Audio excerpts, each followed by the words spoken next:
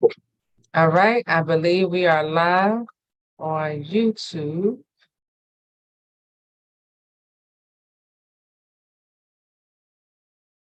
All right, welcome everyone. One second. All right.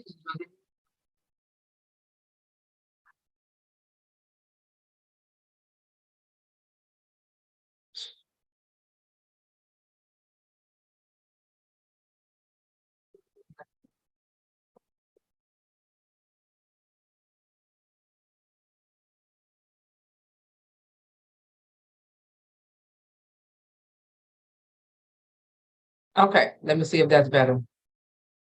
I was hearing the echo. Okay, all right, cool. All right, so welcome everyone. We are officially starting our man's meeting. One second. Okay, we are officially starting our man's meeting with our special guest, Wayne Johnson. Now, I'm gonna introduce him first before I bring him up. But Wayne Johnson, he's been married for over 30 years. He works in the human service field. He is a college basketball coach at a religious study school in the Central Tidewater area in Virginia.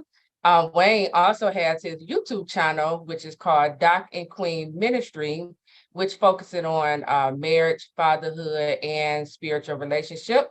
So with that, we're going to welcome Wayne Johnson to our man's meeting. He will be sharing and teaching on how to not take your relationship partner for granted. Okay.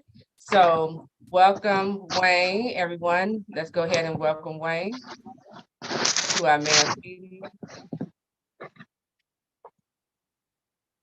Well, I thank you. I didn't hear any clapping, but I do thank you so much. Again, I am Wayne Johnson. My YouTube channel is Doc and Queen Ministries. Just like everybody else who's on YouTube, make sure you go out there and subscribe, like, comment, and definitely share. This afternoon, we just changed over to afternoon. This afternoon, we want to discuss how not to have your relationship to take it for granted. And one of the ways that I have learned about not taking your relationship for granted is two key things. The first one being God, and the second one was communication. And what I'm going to share with you tonight or this evening is that God, we should all know, because without God, really, truly, you cannot do anything. And when I say that, we call on God a lot and we use him a lot, but we actually don't use him enough. And what I mean by that, 30 years, it'll be 31 actually May 2nd. So that next month, it'll be 31 years of marriage.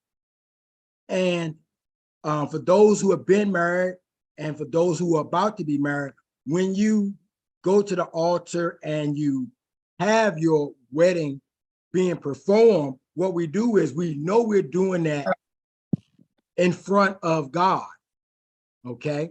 So we're doing that in front of God, but we look at it, for most of us, I do believe, most of us, we look at God being somewhere far off, we right here, and we will pick up God whenever we need it. And actually, you need him the whole time. And a lot of times we have taken God so for granted that we put God on a shelf and know that he looks over us, but we don't really intertwine with God because we just think he got us. And if we need him, then we'll pull from it. I hope that that part made some sense. Now, communication. We say all the time, we need to communicate, we need to communicate, we need to communicate.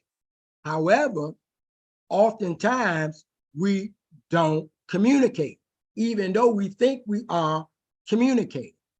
One of the reasons why I can say, and I have a couple of videos out there, mundane behavior in your marriage, another video, with God or without God. And there's another one give her what she wants.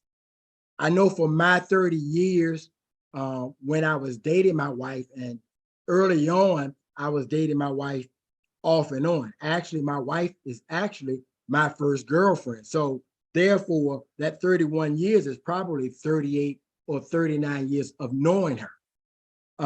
But early on, we as guys do the right thing, and they as the women do the right thing as well. We buy them things, we make them feel special, we open the door, we make sure that Christmas, birthday, Valentine's Day, Mother's Day, and any other day is important. But maybe after 5, 10 years, and I know in my case, 5 years, 10 years, I'm like, these days aren't really special, because if Valentine's Day is so special, everybody else is doing it. So it can't be that special if everybody is part of it. And me being a major, my bachelor's degree is in psychology, I thought I knew everything. And so therefore, I'm like, why are we even celebrating? It's not that special. And then on top of that, everybody's there. So you have to beat the crowd. So after years go by, you begin to diminish what's actually important. And one thing I've learned is, if it's still important to your partner, to your wife, then it actually is important.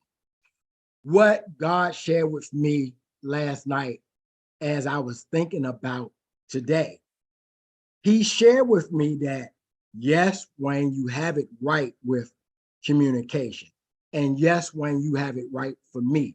But what I need you to also get is that it's not just God and communication, but it's God and communication together. What usually happens early on, I believe, in most marriages is we start out all going north in the right direction because it's new, we're fun, everything is just getting started. We don't allow life to get in the way. And it's still that honeymoon phase period. So we're going north, they're going north. And I know for myself, early on, my wife really didn't have no problems with me looking and seeing other attractive women out there. She wasn't bothered by that. One thing I've learned as we've gotten older, men don't change with how they feel about beautiful women. Women are just beautiful, so they continue to look. However, our wives, our partners, they feel a little bit self-conscious as they get older. We've all heard about women feeling different about when they're 30 and 40 years old, more or less 50. So things begin to shift for them, and they don't feel as confident about themselves, especially us as men not communicating with them that they still are beautiful and they are the apple of our eye. So we're going north, and she's okay with me looking and I'm looking, and then she gets 30 or she gets 40, and then she makes a U-turn. And I keep going north, and now she's going south. And what God shared with me is, the moment that we stop communicating, the moment that you're going north and she's going south, you have just removed also God out of your relationship, where you may think he's still in your relationship because he's been in it in your eyes the whole time. But the moment that y'all have turned that channel on each other, God has changed too. And the same thing with women. There are some things that we do, and they change in turn as well. So the moment that we go one direction and they go another direction, we have just lost God in our relationship. So the key is, when we get married, is to have God in our marriage from day one. And that means not sitting him on the shelf. That means involving him in everything that we do. And a lot of times we don't do that because we take our marriage for granted. But we always need to keep in the back of our minds that what if, just what if our spouse left us? Or we never even begin to think about anything could happen. We come in this world by ourselves. We don't come in with our spouse, and our spouse don't come in with us. And so we must always allow God to bridge the gap. And we don't look at, and I know this word always sounds bad in our world, but we have to kind of look at our marriage as a threesome. A threesome is God, who is A, alpha, B, the man, beta, and C, the female. If we keep those three always together, then we have a better chance of everything not getting to a point that is mundane or taking the other one for granted. I know we all know and we all understand there's a huge difference between men and women. For the last 2-3 years, I have talked to one of my good work buddies, and we constantly talk about how different women are than men. And for a long time, and he's been married actually even longer than I, we constantly say, we don't understand our wives. Well, really, we shouldn't, because we are different. But our job is to try our very best to get into their shoes and try to understand them from their standpoint. But what we all tend to do in relationships is we constantly only want to see it from our standpoint. Men never try to see it from a woman's standpoint, and a woman never sees it from a man's standpoint. And we must do different. And the way we do that is by communicating, talking to God. Early on, being in marriage, raising up the kids, you always heard about there are not enough books on how to raise a child. Well, understand there's not enough books on how to have a marriage relationship with your partner. There's just not enough information out there. So being that there isn't enough information out there, then our guide, which it is out there, is the Holy Bible. And a lot of times we don't look at the Bible to teach us how to operate in our relationship. But the Bible is to cover every aspect of our being, including our marriage. I don't want to go too far without asking anybody if they have any questions at the moment.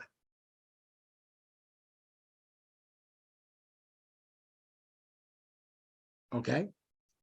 Any questions? Okay. Well, let me continue. The key is for us as a partnership, as a relationship, as a marriage union, is to stay aligned with each other. Just like your car. You have 4 wheels on your car, and as long as you keep driving it, it is okay. But understand at some point, the bumps that it hits in the road, the potholes that it hits, the weather that comes down, the stopping, the braking, the speeding, the acceleration, many times, eventually, it's going to get out of alignment. And communication and God is the key to keeping our relationship in alignment. If we don't have alignment, and just take your car, for example, if your car is out of alignment, one side is going to be different than the other. And it's the exact same thing that will happen in your relationship. One side will be unequal, one side will be broke, and the other side many times won't even realize it because, as far as they're concerned, everything is a-okay. But that other side is not. And that's because we're not communicating and we're not having God to lean on in our lives because we have actually edged God out.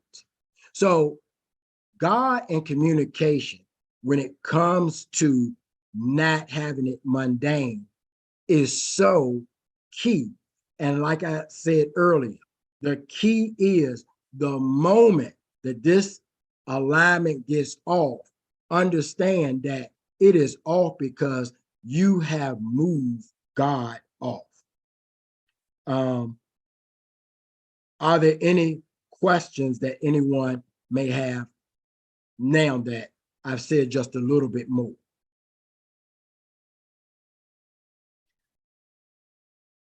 I'm checking the YouTube, it's not, but I will say you are making some great points with alignment and communication, because that really is key, in making just not allowing your partner to feel neglected, just staying in communication. And I like the fact that included God in the mix as well. So yeah, those, you're making some great points. I just wanted to let you know.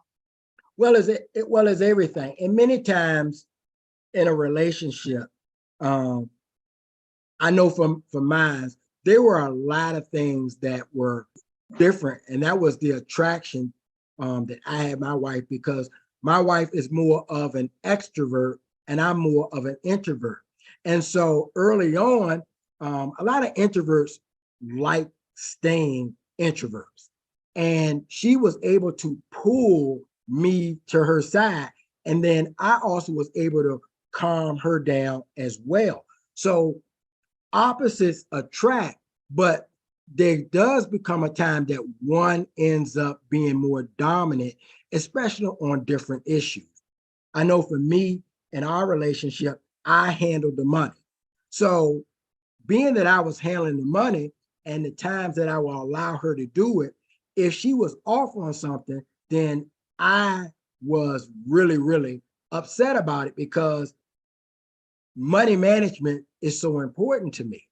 But you don't know how you affect and can sabotage the relationship because you took something way out of context for them. I know in one of the videos I spoke about, I would follow my wife shopping because she loved shopping, but I was always there to monitor that she wouldn't overspend. Well, who wants that?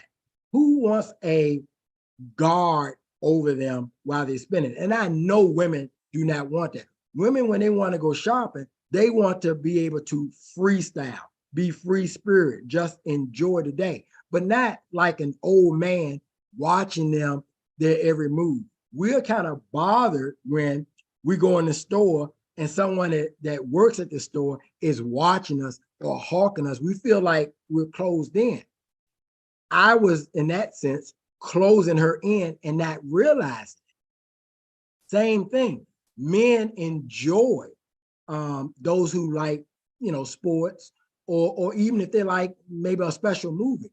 A man enjoy just their wife just sitting there, even if they're not interested. It's just something about them taking interest in what they do. I will say I did a great job a lot of times of going a lot of places that I probably wouldn't have wanted to go to. But it's so important, again, and I can't overstress it. I know it just seems like a lot of times when we get ourselves in a pickle, in a bind, that we call upon God's name. The purpose really of this is so we'll learn it now and understand it now, so we won't have to go later to go back, because what ends up happening is we mess this thing up And then we want to run back to God when we should have had God on our side the whole time. And many times we do not. We want to only use God when we need him. And God wants us to have a relationship the whole time. And many times we don't do that. And so I think we wouldn't have the problem that we have if we would include God more often than what we do. Yeah, we all are human and we're going to all make mistakes. And there are going to be some things that you don't want to do. There are going to be some things that you just not about. But there are some things that you need to be able to at least ask God, talk to yourself, and see if you can overcome it. And even if it's something that you are opposed to, be able to communicate to your spouse why you don't want to be a part of that situation. And you'd be surprised. Sometimes they don't even want you to be a part of some of the things that you think that you're doing them a favor, that they don't even want you to be a part of it anyway. What we have to do is get off of ourselves more often than not. And a lot of times when we become into a relationship and lock into a relationship, we think that our spouse is just going to allow us to do whatever we do because we are taking them for granted and they'll just allow us to get away with doing it. But many of us who understand and who probably are on this call understand that it does come to a point that they have gotten sick and tired of being sick and tired, and then they're done with us, and then we don't understand what went wrong. And it's because the both of us have not communicated.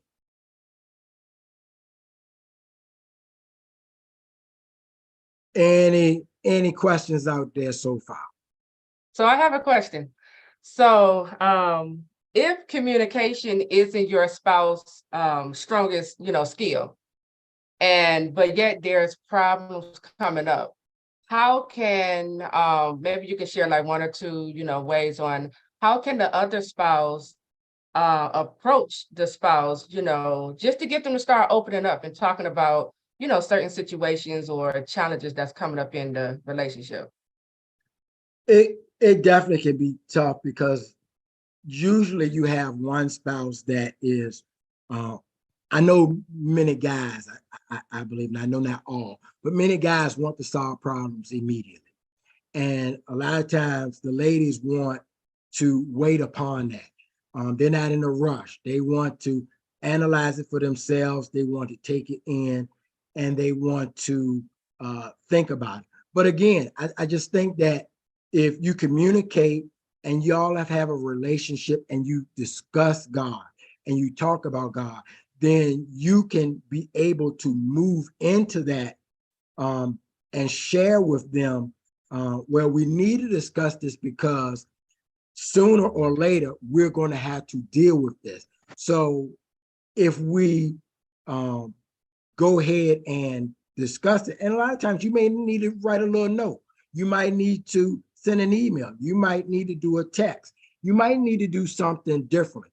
But I know a lot of times with men, and a lot of men I see get caught up in being that we are, quote unquote, the head of the household, that we want things done when we are ready for it to be done. And we have to have compassion for them and kind of like, I wouldn't say manipulate or trick, but you have to soothe it to a way that they come in and that they feel free enough to be able to have that conversation with you and be open to have that conversation with you.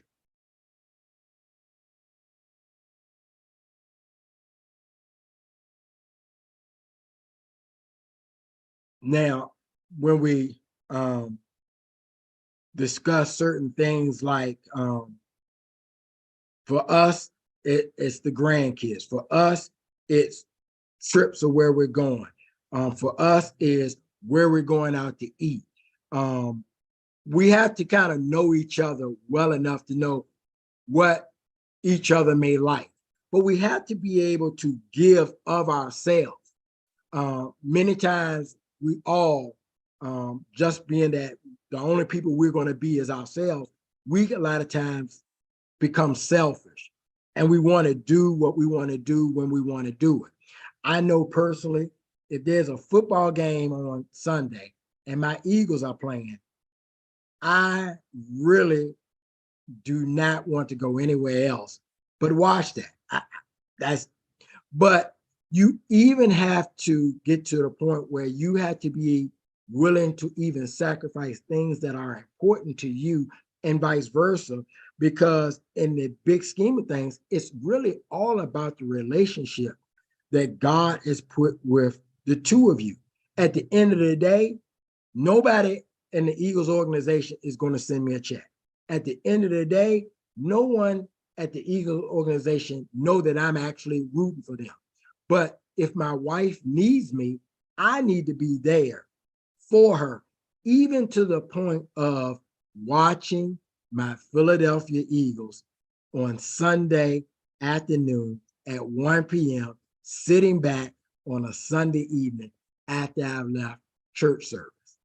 We just have to make sure that we understand how important we both are to each other. And there's a scripture, and I'll paraphrase. It talks about when a man finds a wife, he finds a good thing. She's precious to him.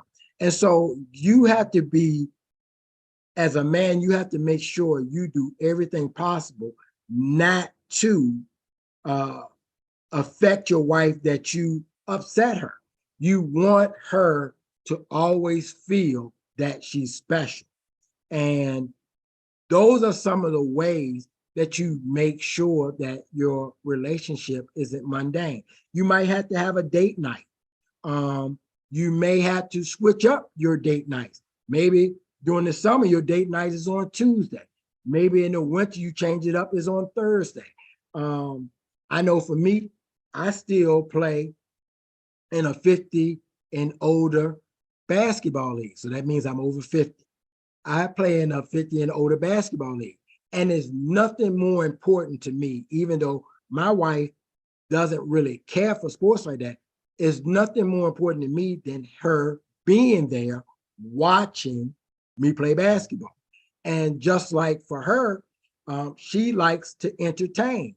So when she has a work event, I know it's important for her for me to be there, even though I would rather not be at a work event, because a lot of times when you go to your spouse's work event, she knows everybody, they don't know you, and you kind of can feel the odd person out because they're discussing stuff that they know. However, you are doing it for them. And so therefore, you are keeping everything fresh and open because you're giving up yourself to give back to them.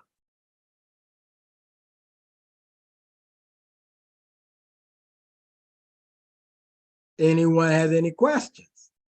Well, I'm gonna go ahead and read this comment in the chat. It said, I love the fact that God should be included in everything in marriage.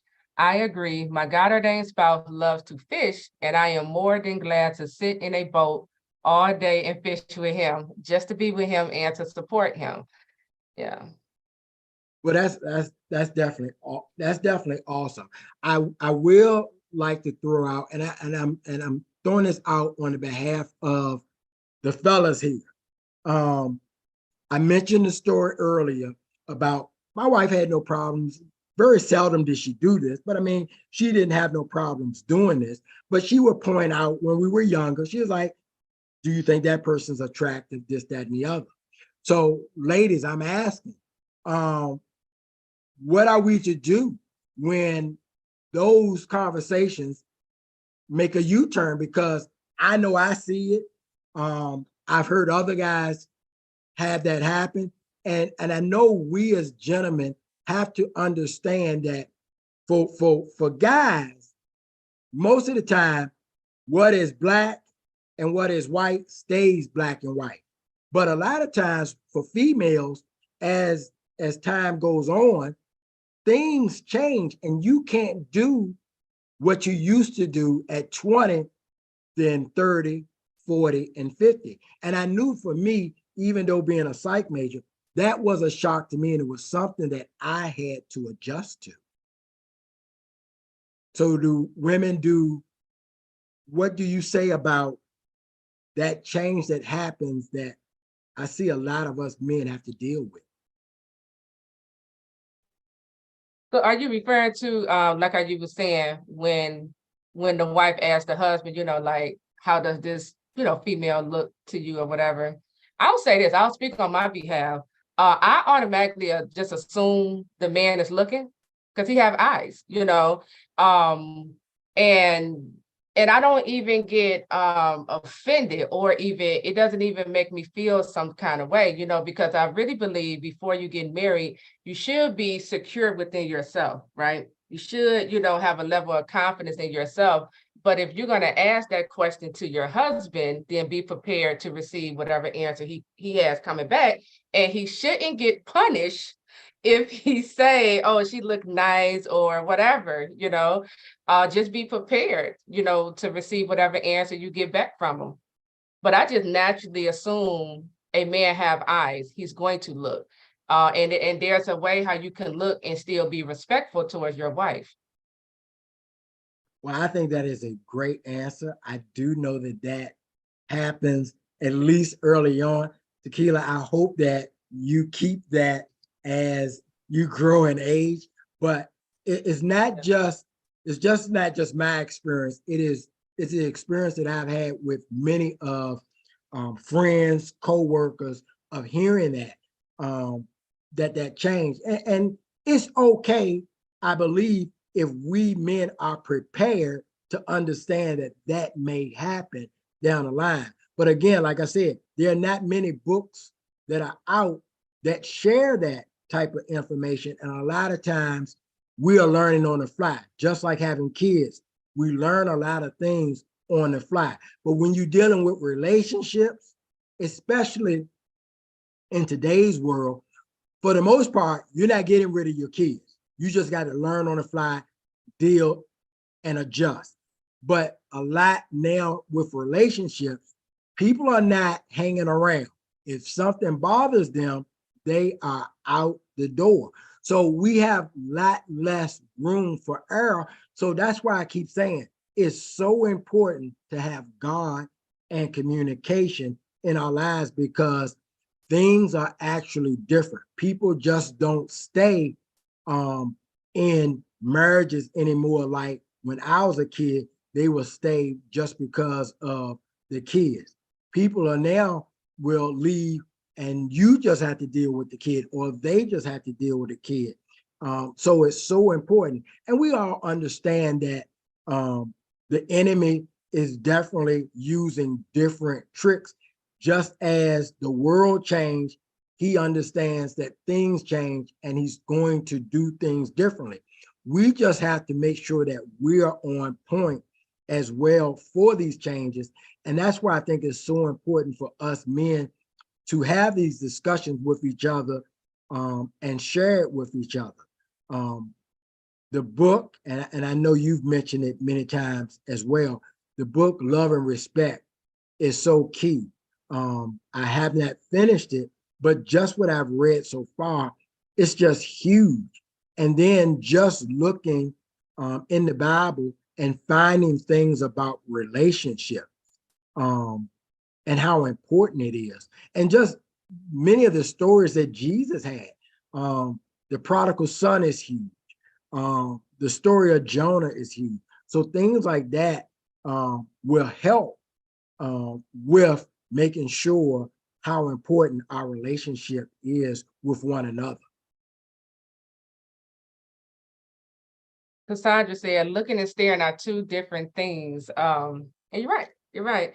Now, I want to piggyback because you said, you was mentioning how people are not hanging around. And it seemed like the value on marriage is gone.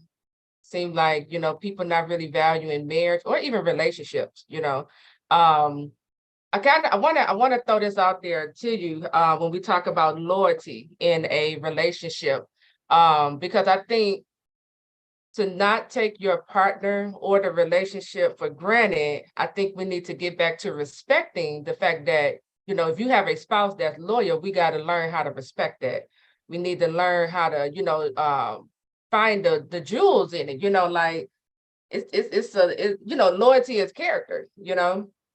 And so just really getting back to learning how to value our spouses and their loyalty, you know. What are your thoughts on that? You know, just loyalty in marriage. Well, my thoughts on that, and it kind of goes back to that day we got married, is that most of us, when we get married, we know that God is there, but we do not have a personal relationship with God. And so we had that personal relationship with God. It will keep us a lot of times out of it would keep us out of getting ourselves in trouble, and it will keep us more loyal to our partner. But a lot of times, again, we place God to the side, and we's like, well, I did this, I did that, that wasn't right, that was wrong, but God's going to forgive me, as opposed to looking at God as a real authority figure in our life, a real relationship in our life, instead of, again, taking God for granted. When we do that, we're not even taking our relationship serious, even though we think we are. We must, again, we must keep God at the forefront, in the middle, behind, above, to the side, within, everything. And a lot of times, I think the reason why we don't take our spouses, our partners, to a level that we need to, is because actually we're not taking God at that level. And we first have to have a real relationship with God, because if you have that real relationship with God, there are things you won't do because you know God is watching you and he's going to punish you in a way. But we like, well, God's going to forgive us, and so she'll forgive us too, or he'll forgive us too. And we need to get back to having a real relationship with God. And if we keep that constantly in our mind, it will keep us out from doing some of the things that many of us do that we have no business doing. Right. Now you said something. So how do you balance that? Okay, so if your spouse know that you, the believing spouse, okay, I'm talking about prodigals and believing spouses here. If your prodigal spouse knows that you value God, you believe in God, you're going to do the right thing and honor your marriage covenant, right?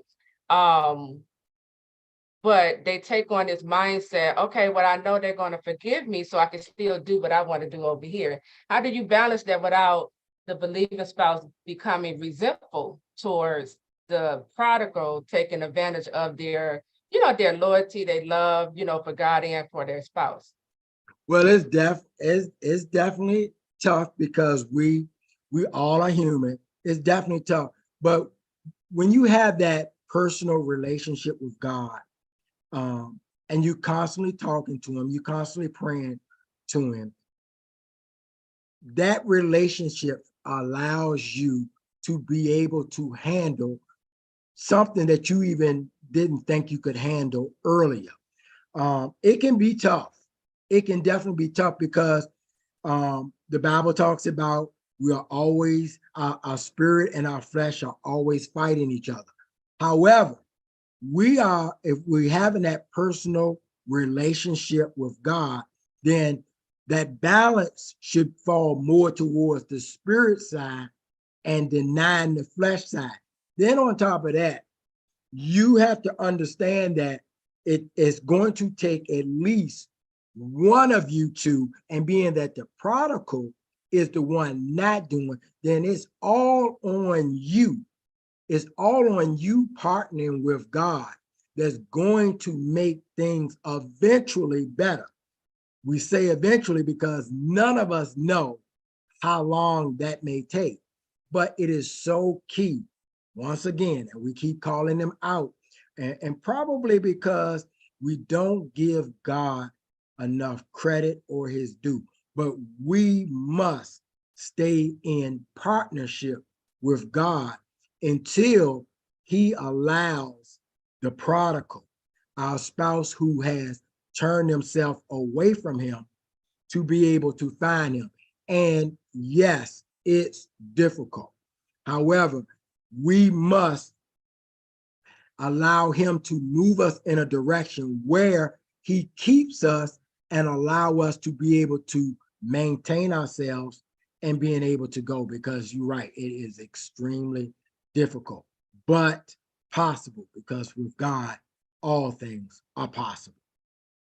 Yeah, yeah, that's good. Um, so I wanted to ask you, Wayne, what are some of the things that would make or cause husbands to feel taken advantage of in a relationship or a marriage? Um, go saying you're going out, and you're gonna be back a certain time, and then you don't. Um, spending for me, spending money that was deemed for something else. Um, we all, as people, have some, I guess, real P's and Q's. And a lot of times your spouse knows what they are. And when they cross that line, that boundary, it just takes us to another level. We all know that our society um, has men to the point of, when a man goes out there and cheats on his wife, but when a wife cheats on her husband, a man is just devastated by it. This is probably a societal thing, but it just takes it to another level. It could be just because men have respect, just like the book says, women need love, men need respect. That respect of being dishonored just crosses the line for men, because I think with men, respect is just in there. I could go play basketball, or go to a mall, or go to an event and just be respectful to a guy. Well, a lot of times you will see women and they won't be like respectful to other women. They are just stay their distance of a woman they don't know. Because just like, I guess the book said, and I haven't gotten to this part of the book, so maybe it says it, maybe it doesn't. But there's something about love is in women. That's why they need it. And there's something about respect that's already in men. That's why we're able to give respect to other men, and women are able to give love to people they love. So crossing that respect boundary is just a no-no for most men. It just takes us to a whole nother level. And just like women just kind of loses it when they don't feel loved by their spouse, men kind of lose it when they feel like they have been disrespected by their partner, or their children for that matter, or anybody else, their job or anything. So I think it's something about that love and respect that author hit really well. And I know that he said that it had something to do with God had opened his eyes to seeing that. Yeah. The reason why I asked you that, because as you stated earlier, how, men don't understand women, women don't understand men. And I believe once we get that conversation going, like, okay, these are the things, when a wife does these things, it could cause the husband to feel disrespected. Same thing with the wife. If a husband, wives need affection, we got that affection need on the inside of us. So if we are feeling neglected by our husband, if the husband is like, if he doesn't know the wife love language, and he choose to love his wife, according to his love language, she will feel neglected, because there's a disconnect, right here. So I wanted you to talk about that so that we can get a level of understanding of, these are some of the things that would make a husband feel disrespected. and I just brought, the affection to the table. That's Yeah, one of the things that would cause a wife to feel taken for granted, you know. for sure. Because I mean, like I said, we think we are loving you and we're giving you everything that you got. We think that I would always say, I'm Anita baking you. I'm giving you the best that I got. And then I may not have been, because we think we are giving what they need, but actually is what we think that they need. And it could be way off base. We could be at A and they could be at Z, and they could be at Z and we could be at A. Um, and so it's, again, it goes back to, if I'm not using the word God, I'm using the word communication. And then both of those two align everything up.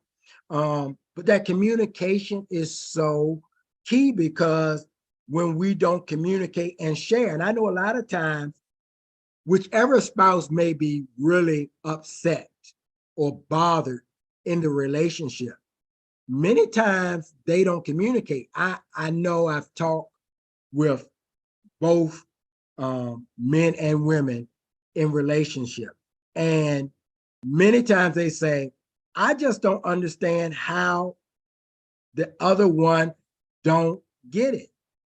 And I know for men, I can speak for myself, we don't get it. If you don't tell us, we don't know. Um, Real quick, there was a coworker of mine, and her boyfriend was going to come over to the house. I'm not sure if it was Valentine's or birthday or what, but she didn't want to go out.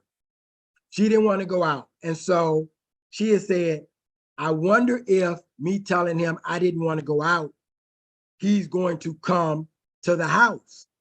And I told her, I was like, if you don't tell him, you telling him that you didn't want to go out, he's not going to come to the house, because what he heard is you don't want to be bothered on this day. And the next day, sure enough, he didn't come over, because if you don't tell us, and it may, and I know for y'all, it seems elementary, but for us, if you do not tell us, we are not going to get it. I assure you that we're not going to get it. So you have to tell us. It kind of reminds me of, we Fred Flintstone. We don't know.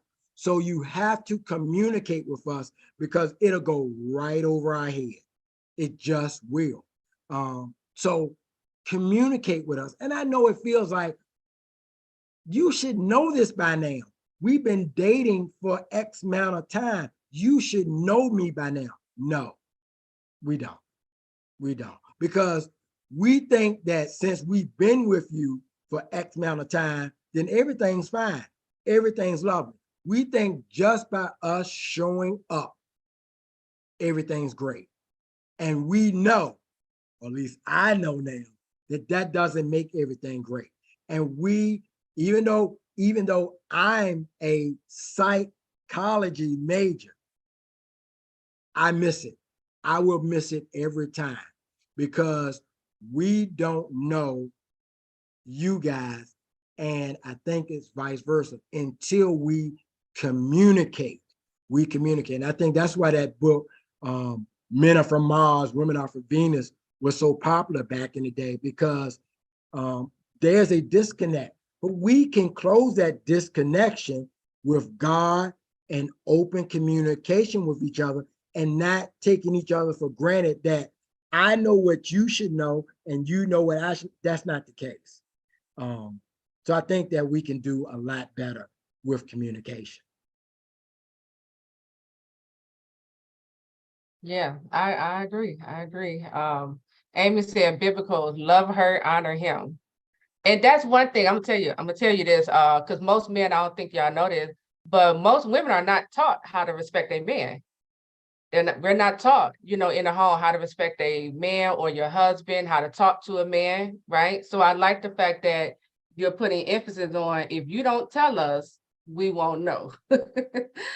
So ladies, listen up, okay? You got to tell them. Cicely said, I love this. I love that God is the center of our marriage. Because of God, we can then be successful. I have been afraid of marriage again, but God included is so important to me. I love hearing the man's perspective. Yes, yes, yeah.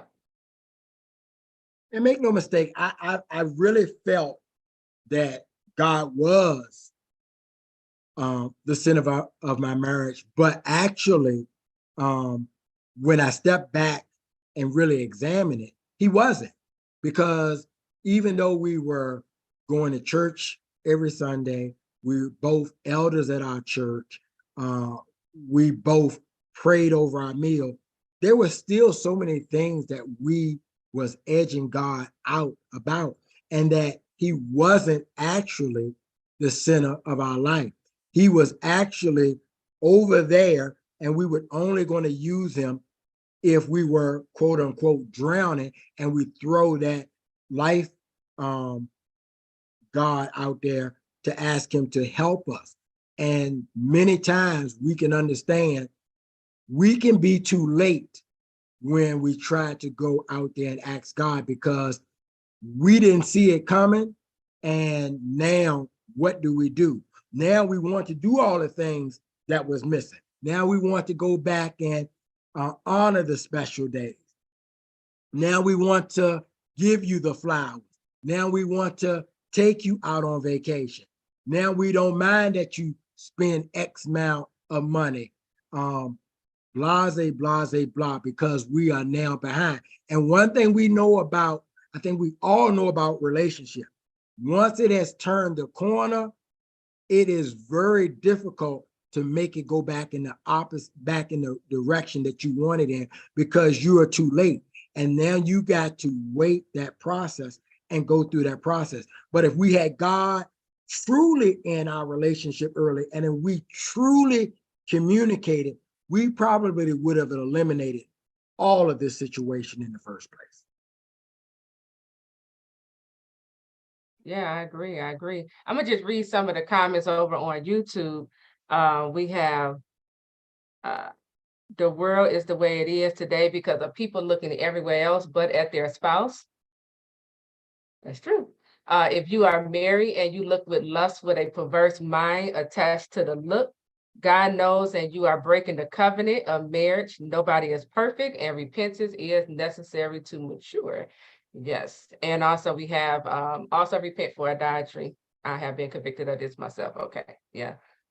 So these are all great. These are all great, takeaways. Like I said, you bringing a lot of understanding to this conversation today. Yeah.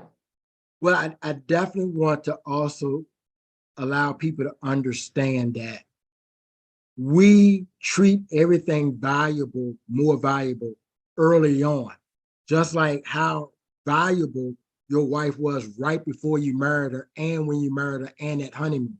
But as that time goes on, it's not as valuable, or you don't treat it as valuable as you used to. Just like anything else, you buy a nice suit, you buy a nice dress, you buy a nice skirt, you get your hair done. You value it at that moment or shortly thereafter. But after a while, it's always there. It's not so new anymore. And so we take it for granted. And we must not take our spouse, our partner, for granted. They must always be valuable. Every day we must look at them as valuable, because there is no promise that they're going to be there tomorrow, even though it feels like they're going to be there tomorrow. Don't mean they will be. And we must keep that in the back of our mind. So therefore, it will be valuable every day. See, for most things, I will say, for most things, I do pretty good with it being valuable. I still drive a 1988 Camaro because that's my all-time favorite car, because it's still valuable. My 91 Mustang is still valuable to me. But for the most part, many things that we get is not as valuable once we get it and we put it on the shelf and we keep going to it, but it has lost its luster. And for our marriage, we cannot allow ourselves to lose the luster because, again, what God told us men is when we find a wife, we find a good thing. Yeah, I agree. Amy said every day is a gift. And I'm gonna just go right back to that loyalty thing because if it's easy, like how you were saying, it's easy for us to take our spouses for granted. We're there all the time. We get familiar with our spouses, but the same thing going back to that loyalty. See, it's very important for us to really understand and know our spouses because if your spouse, I'm gonna just speak on my behalf, I'm the type who value loyalty. I really do. And so if once I see that my loyalty is not being valued, I'm checking out. You see? So, we want to make sure that we are really understanding our spouses, and even if we, drift over to taking them for granted, okay, check back in with your spouse. Make sure, you are communicating and letting your spouse know I appreciate you, just communicating that to them. And I also was hearing as you were speaking, we need to keep it fresh. We got to keep things fresh, probably dating one another, integrating date nights into our marriage, or relationship. So that's good. I see a question here from Cassandra. She said, how do you and your wife spend time with God together and separate? Well, we need to, um, we need to do that with just prayer time, study time, besides just church time. We need to put ourselves where there's a time that we study God's word together.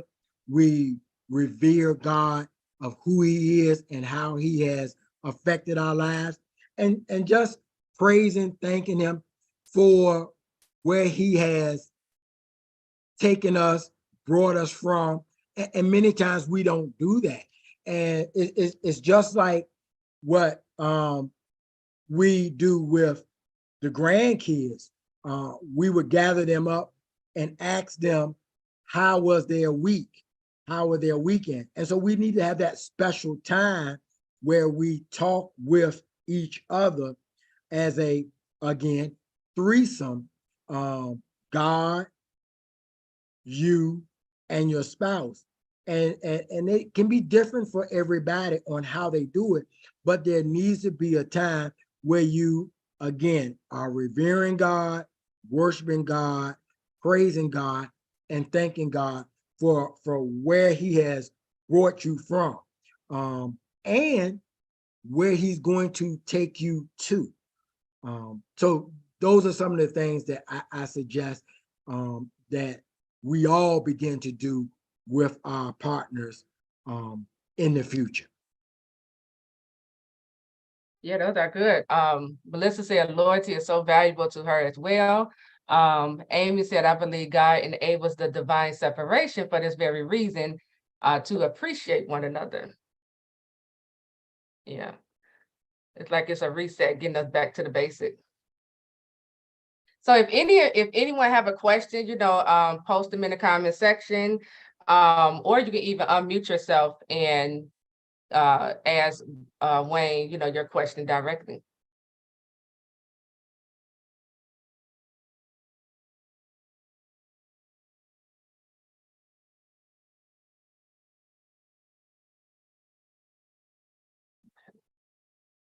Come on now, I know y'all got questions. Right, they're quiet today.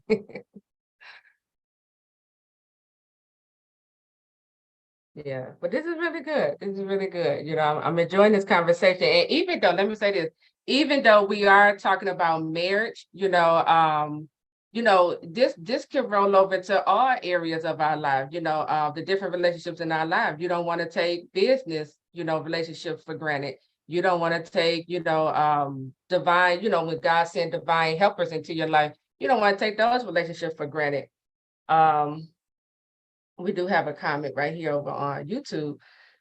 With respect to our spouse, we should speak to those dry bones as tequila reinforces us, as Romans 4:17 state, call those things which are not as though they are. Yeah, as though they were. Yeah. Always speaking to those dry bones in our marriages, relationship, bringing them back to life. Yeah.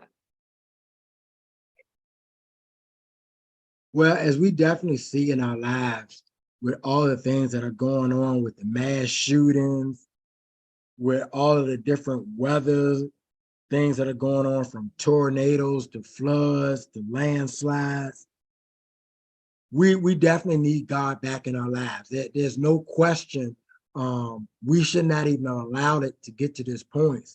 Um, I mean, it's so much. You talk about mass shootings, you're talking about wars, you're talking about kids just being disrespectful. You can go on and on and on and on. God has got to be back to the center of our lives. And I think if we really actually do that, and I know some people don't believe, don't understand, but if you really truly have a personal relationship with him, you will see him working um, in your life. It is definitely something, and I know I can't get you to understand that, because you have to have that personal relationship with him. But if you do, you will see that he is there and that he cares. That doesn't mean that things are going to change to the way you want it at a moment's notice, because it won't. But it will allow you to be able to go to him, and you'll be able to see things change, and you'll be able to build a relationship. And it's just like anything else, a relationship with God, a relationship with your spouse, relationship with your co-workers, friends, even to the point of enemies. It takes developing, and it takes time, and it just doesn't happen overnight. And everything is a process. And even making sure that your marriage is on the right track is a process. And we just have to continue to trust God and learn. Yeah. So we got a few questions that has come in. What is the best way to address a conflict if your spouse is sensitive? Mm. The best way, can you read that one more time for me? Uh-huh. What is the best way to address a conflict if your spouse is sensitive? Well, I think that you have to be passionate about her being sensitive, and you have to talk to her in a way that doesn't raise her or alarm her on how she feels in that way. So you have to be compassionate with her. You have to talk to her in a way that is soothing, and you have to communicate in a way that she's able to be able to receive that, and show that you care about her. Um, I think that being sensitive is a great thing. Just reminds me of a song, Ralph Tresvant, "Sensitive." It's just about respecting the other person's personality, character, and you go with it in that sense. I know a lot of times, and I'm glad that that question was asked. I know a lot of times, many of us as men, again, with that head of household, think that what we say is the Holy Bible because we said it, or because God has put us in charge. But we have to be able to understand who you are as our spouse, and be able to communicate in a way that is effective, that it doesn't trigger you in a way that makes you not be able to hear us. Because again, it's all about communication. And if you're sensitive and I have come across to you in an insensitive way, then you're not going to hear me. So the communication don't matter, because communication is bigger than just two people talking to each other. It's two people talking and hearing and being able to comprehend and understand and being able to move forward with that. I like that. I like that. Marlena asks, can you share while courting and then marriage? I'm gonna paraphrase it here. How do you deal with a God ordained husband who is harsh with their words? How do you deal with this individual without disrespecting him and playing a tit for tat game? You know, I've heard different things, but one, I've heard that, you know, you do the best you can and deal with it. I don't agree to that to a degree. I think you have to get in there and pray to God to soften his heart, give him the understanding, and allow him to know how to approach you. You tell him, you share with him how this makes you feel, but you have to get in there and pray to God to remove what's in him. Because one thing I've understand is it is very hard for people to change until they have lost something that is very, very valuable to them. And sometimes if that person is harsh and you may not be valuable to them, they're still not going to change. But if you are valuable to them and they're being harsh to you, you having that personal relationship with God and you going to God to ask God to soften their heart and give them a better understanding and to understand you, then that will be my suggestion in the best way of allowing that to happen. Yeah, I agree with you on that. Bringing it to their attention, because I'm just going to speak from experience here. The way how I speak can come across as harsh, and I don't. I would prefer for people to bring it to my attention so that I know how to soften it, soften that tone or whatever. Um, the next question: did you and your wife have to have a divine separation? If so, what did God pull out of you both during that time? Well, yes, the answer to that question is yes. I can only speak kind of what it is pulled out of me. What is pulled out to me was that one, I thought I had a great relationship with God, but I realized that it wasn't as good as I really thought it was. It is also pulled out of me patience. I think I'm like many guys, we want to fix things immediately, faster than right now.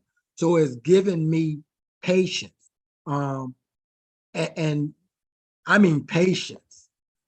It's also giving me that you can't control every situation. And it's also has given me that God has an even better plan than I have. And then I think lastly, what it's given me is that really when your spouse is a prodigal, um, there's nothing that they can do for you at that moment. There's nothing they can do. So being around them, talking to them, dealing with them. And I know that sometimes you have to deal with your kids with them. Sometimes you might have to deal with bills. Sometimes you have to deal with a few things. But for the most part, um, the biggest thing that I feel like I've learned is there's nothing when they're in that prodigal state that they can do for you. There's not nothing they can do for you whatsoever. It kind of makes me look at the distance the father had in the prodigal son. The father didn't do not one thing until that son returned back home. And there's nothing that they can do for you but give you heartache and pain. And thank you. Thank you so much for addressing that, because it's the mindset, is when you're dealing with a prodigal, they up under a reprobate mind. So it's like you got to take all your concerns, and stuff to the Lord. Ezekiel said, how do you integrate God back into your relationship after separation if your spouse has lost faith? Well, I think that if your spouse comes back, that there's at least a level of God has re-entered back into their life. I do know that you're going to probably still have to take it in spurts, because you're probably at a higher level than they are. So you can't just fire hose them. One of our owner of the college says you can't give them all the barn in the hay all at one time. I just love those old sayings. So you have to bring them along slowly. And I think bringing them along slowly is you connecting with God on how he wants you to do just that. Because you can't fire hose them. They can't get it all. And you're not on the same level they are. I will say this, when I had dealt with my spouse, she would say the very few counseling sessions that we did have, she said to me, she said in front of the council, she said, you just seem so much further along than I. Well, because I'm healing and I'm looking to do healing before you are. You are still stuck in the pain, and you more than likely have dealt with the pain before they hit the pain. I know our wonderful author here, Miss Coleman, has her 8 stages, and you reach those stages before they hit those stages.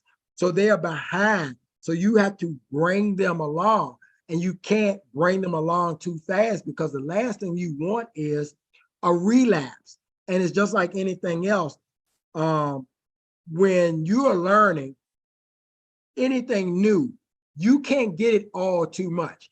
I know, like, I'm a basketball coach, and let's say we get some new players that come in, and I've had some other guys for 2 weeks. I can't catch them up just like that, because it just doesn't work like that.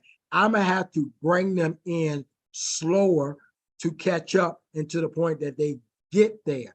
And once they get there, then we'll be fine. And then you don't want your spouse to feel like you know it all and you've been waiting on them and that you are above them. You have to integrate them in and make them feel like that they are a piece of you and that you are helping them, but not kind of like dictating to them. Yeah, that's good. That's good. I'm gonna just read some of these comments over here on YouTube. It's always good to hear a man's perspective. So much good information. We also have, thank you, Wayne, for highlighting the prodigal's limitation. Sometimes we can get caught up in our expectations of them. And we have another question here. I don't want to tell my husband what to do. Some issues are too sensitive. So will God, through my prayers, help my spouse see what needs to be done? So will God, through her prayers, help her spouse, to see what needs to be done? The answer is yes, as long as you keep believing. And we're human, so it's always tough. We always want to rush things. We want everything when we want it. We live in an era that everything is click, click, click. But yes, it will. If it's of God and is what God feels as good, then it's going to happen. It's just you going through that process. God wants the best for us. And we always have to remember that God wants this more than we even want it, even though for us, it don't seem that way because we want it right now, right now. But God wants the best for us. He just wants to make sure that we're doing it for all the right reasons. And that, again, he's doing this so we can align ourselves as a threesome, as opposed to 2 of us trying to do it or 1 on our own might. And we need God. And he's allowing us to know that we need him. Mm-hmm. Yes. So Wayne, did you have to remove certain individuals from your life to respect your marriage, by cutting out the outside carnal counseling? Um, the outside counseling I felt was the reason why I believe, and it wasn't me that removed the outside counseling, because at the time I thought it was a good thing. But what God shared with me was God wants for him to be the only one to get the glory from this. And so when I understood, I got it, because I understood that God wants us to understand that he is the one that is making everything happen. So at the time, I couldn't understand why we were dissolving the counseling session. But God later showed me that he didn't want anybody to get the credit but him.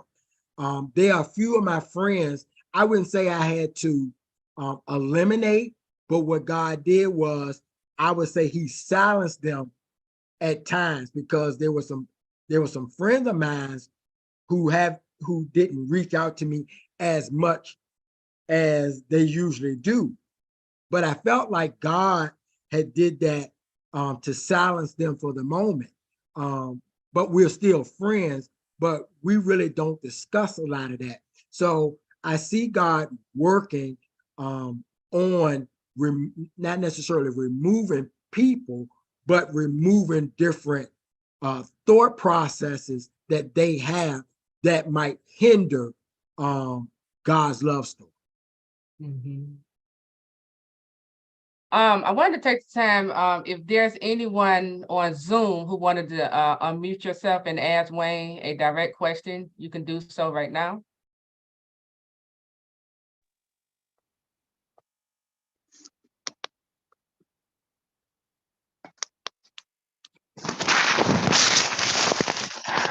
Yeah, I wanted to ask a question. Can you hear me? Or I can't, Yep, we Paul. can. yeah, hey. I just want to say you're really doing good. It was it's really nice to hear from you.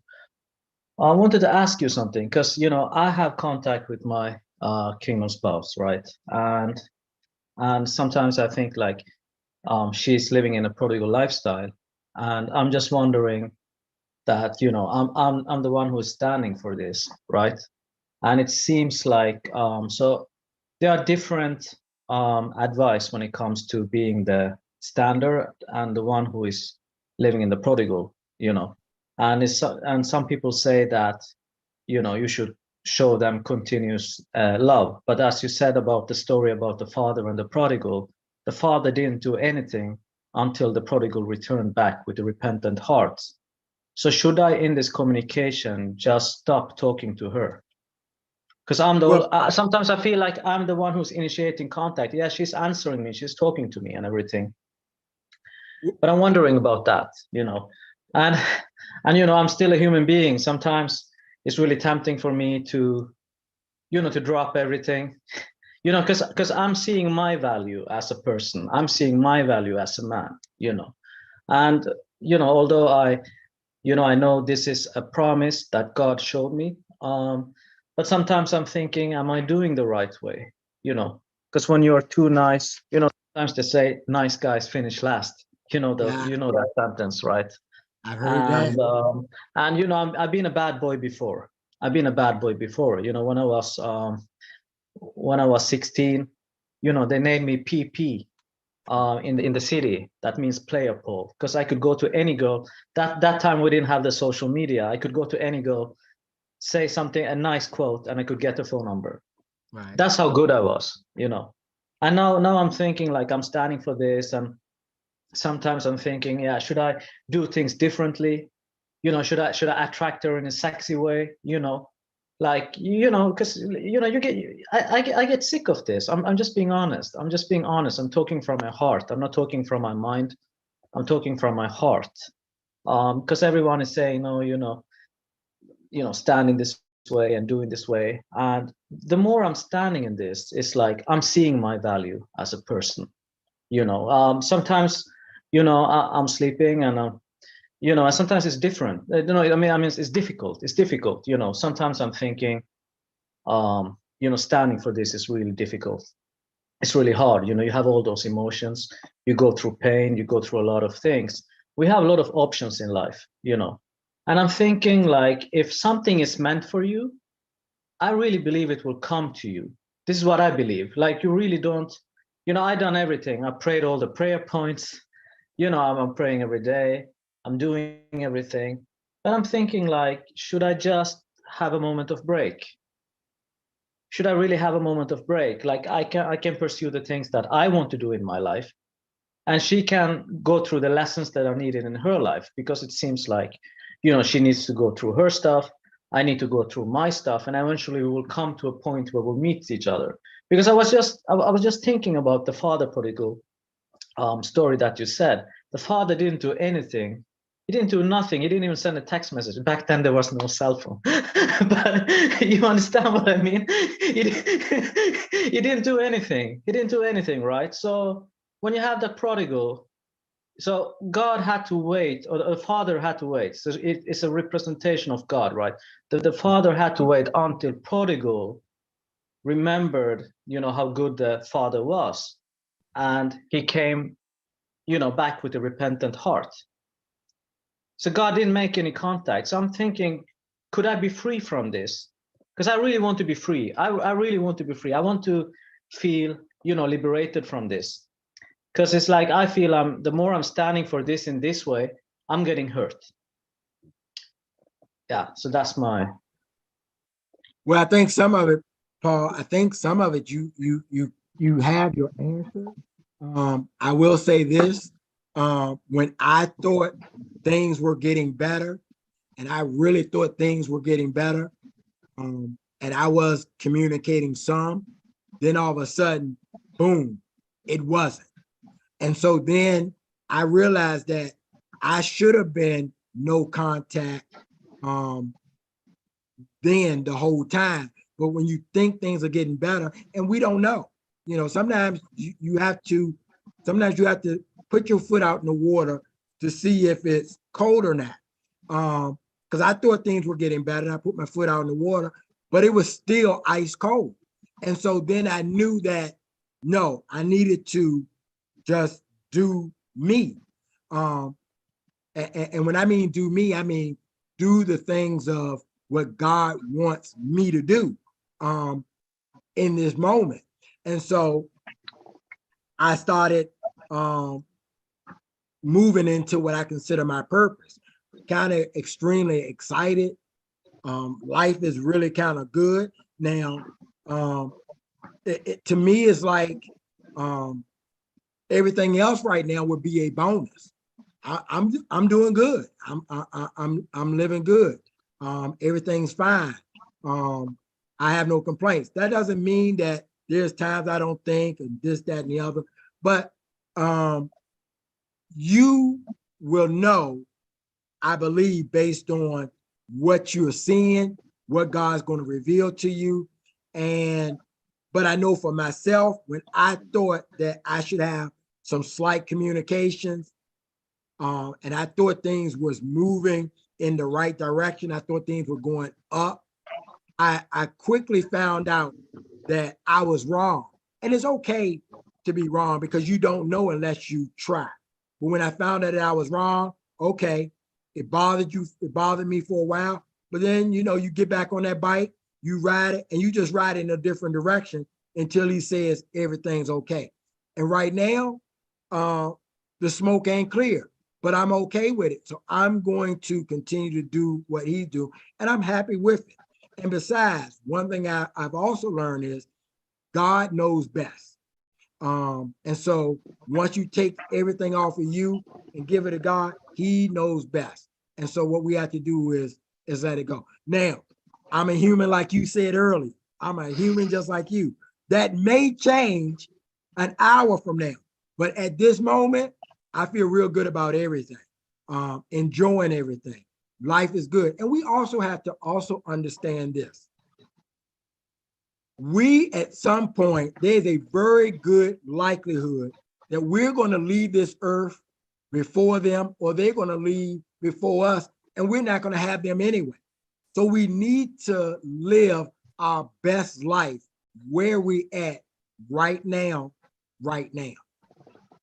Yeah, I agree with you. I get what you say, but I believe sometimes is that the Holy Spirit, because I'm really close to God. I am daily having the communication with Him.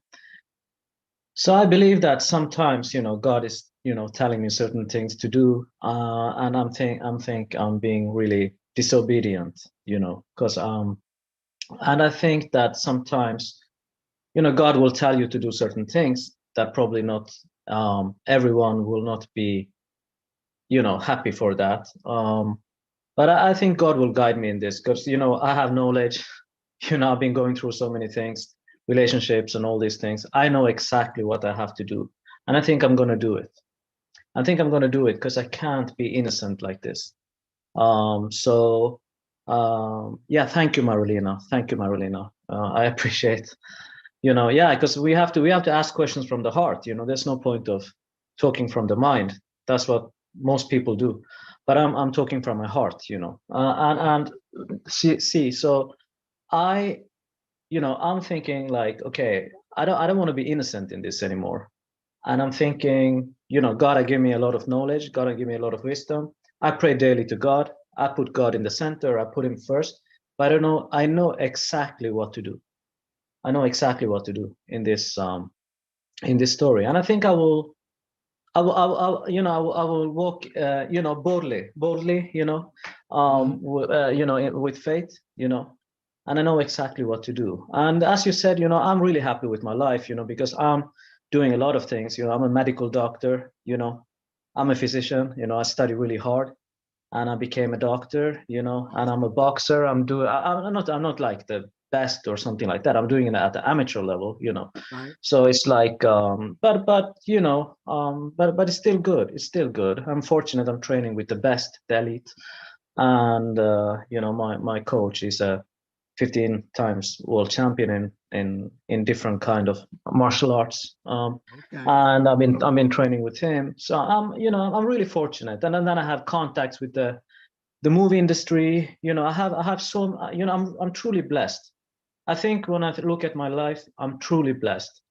So I think that I have to because I've been rejecting a lot of offers. So I'm thinking that maybe it's time for me, to say yes, not in a sinful act, not to do, not to live in the sin cycle. I'm not talking about that, but sometimes I have to do certain things so that we could walk, so we could receive the blessings, in our life. Right. And yeah, like what you said, the God has to guide us, right? So yeah. Awesome. Awesome. Awesome. Yeah. Okay, we got another question. I think I was saying, in addition to that question, men are supposed to be the pursuer. Then it begs the question, if the wife is the prodigal, should the man be waiting for the lady to open communication? Yeah, I think ideally the man is the pursuer, but I mean, in this case, everything is not 100% when it comes to that. When you're talking about a prodigal, they need to be the one to come back. They need to be the one because they are actually the one who has broke the covenant. So they need to be the one to come back. Sometimes it gets beyond just your roles as male and female. Sometimes in this case, it's deeper than that. They are the ones who have not only left their spouse, but they have left God. And that is actually more important. So they are the ones who need to be the ones who make the first step. I agree. So we're going to ask for any last question right here on Zoom. If y'all have any last question, go ahead and ask them to Wayne by unmuting yourself. While we're waiting, Amy said, I spoke the truth in love to my spouse and let him be. That is when God stepped in big time on my behalf. He is our strength. Paul, let him work on her. Yeah. Yeah, thank you. Yeah. So with that, it looks like we don't have any more questions. I don't see any more questions over here on YouTube. But yeah, this was great. This was great. Thank you, Wayne, for all of your insight, revelation, you brought to our men's meeting. If you have any last, closing remarks you want to share, Wayne, you can do that. Well, I just want to thank God. Like I said, he did work on me last night.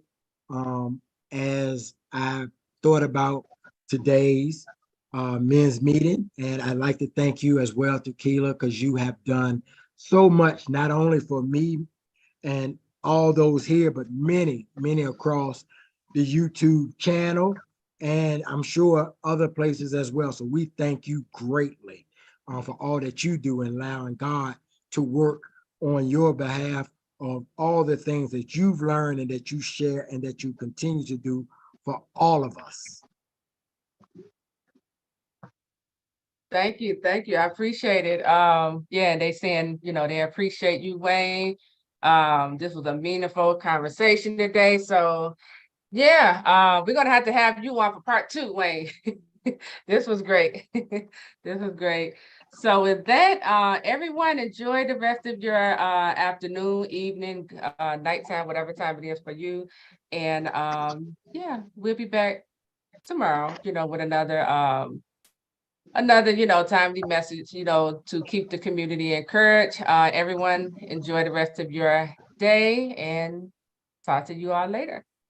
All right, much love. All right.